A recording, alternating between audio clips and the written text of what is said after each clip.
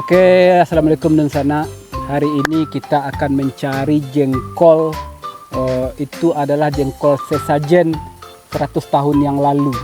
Jadi konon katanya jengkol itu dijadikan sesajen untuk mendapatkan keberkahan 100 tahun yang lalu. Itu kalau jengkolnya itu enak sekali ya. Mungkin orang itu bersekutu dengan jin mungkin ya. Kita cari ya di mana ya itu posisi jengkolnya. Tapi menurut penciuman sekitar sini ya. Wow. Nah, kan lucu ya. Oke, kita cari ya. Mana? Mencurigakan sekali ini ya. Mencurigakan sekali.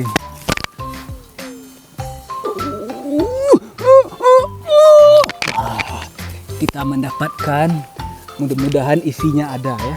Oke, awas kamu ya. Aku lampang nanti.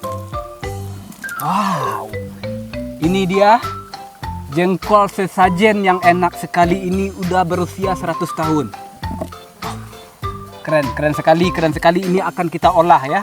Akan kita goreng ini rencananya.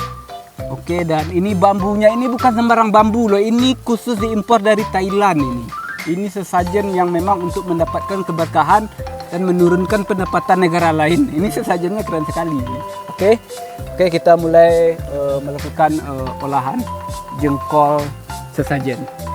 Sekian, ikuti ini kita. Cantik lah, yuk.